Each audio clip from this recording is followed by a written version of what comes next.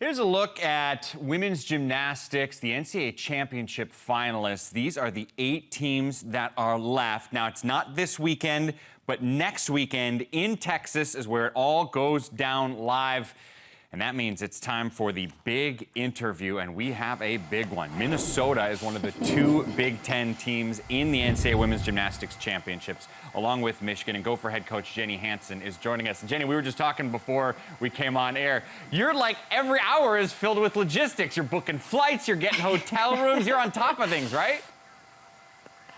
There's a lot to get done here in this next week, but yeah, we're making headway and getting all the behind-the-scenes things taken care of so we can concentrate on just gymnastics when we get there. It's a good type of problem to have, for sure. It's the 2nd consecutive year for you guys to get this far. What feels similar this year compared to last year, and what feels different? I think our expectations are a little bit different going in this year, and the fact that we've been there before, we know what to expect, and we have a lot of experience.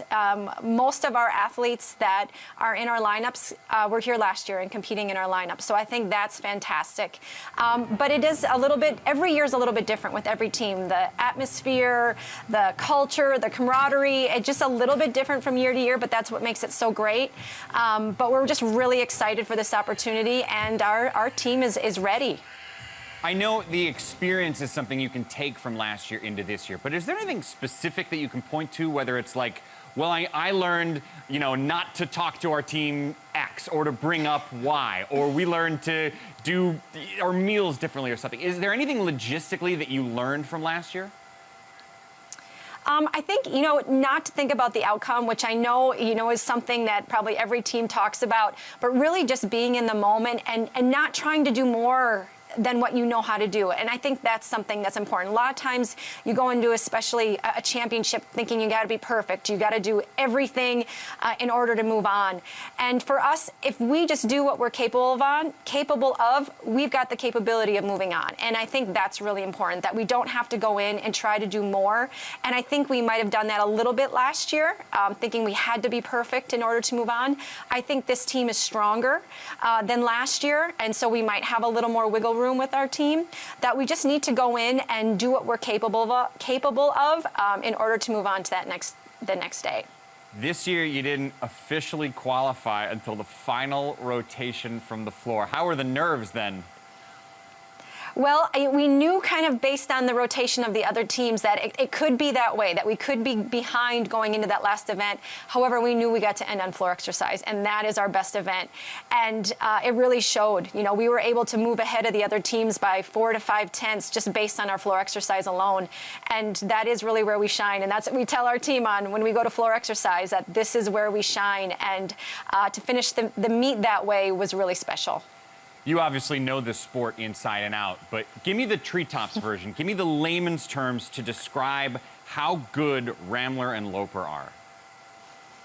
Oh boy, you know, they've been pretty much defining our program since the moment they walked onto campus. They have set the stage, they set the tone, not only in competition, but in practices, you know.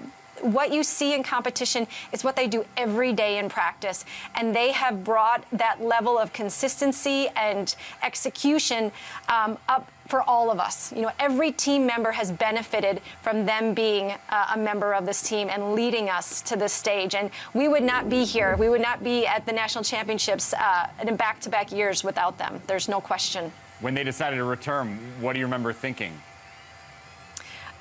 We knew this year would be really special once they announced that. We were like, all right, we're coming back. We're going to be back at the national championships with them leading the way. Now, be honest, at your peak, were you better than them? Come on. Oh, good. Oh, goodness. I wish I could say that. You know, I watch these women in awe. Let me tell you, I'm in awe of what they do every day, and we certainly will truly miss just even getting to watch them do what they do so well. Yeah, but you had some game. You were a gymnast at Minnesota from, what, 2000 to 03, I think? Correct. Yep. So I assume you're, like, showing them how to do things. You've still got the same agility as back in the day?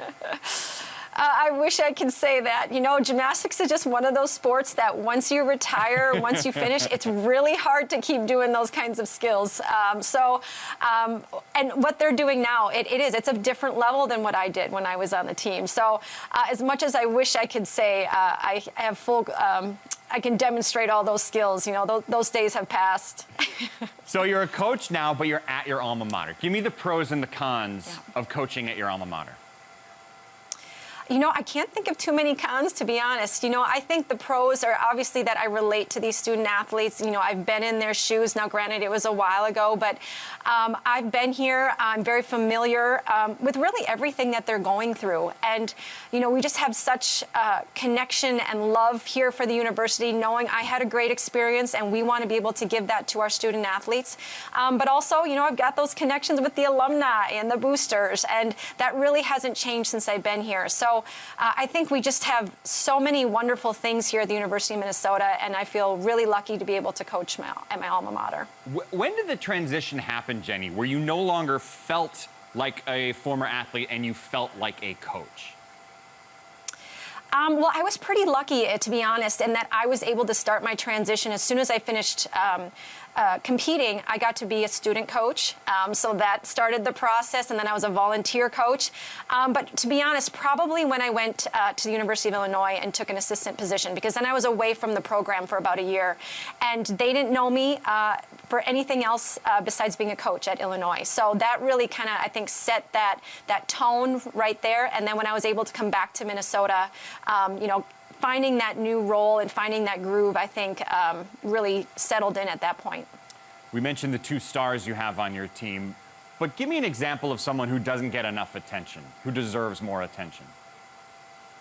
Well, I think Maya Hooten certainly shines, and I think she's one of those that does get some attention, maybe not quite as much as the Anna Loper and Lexi Rambler, but she's someone that you just can't take your eyes off when you watch. She's just electrifying. So she's really someone that we've depended on this year. I would say as well as Hallie Ramlinger, Emily Cook, Gianna Gertis, all 3 of those athletes have been pretty phenomenal for us this year, and competing in 2 to 3 events, but being really steady and consistent and providing big scores for our team.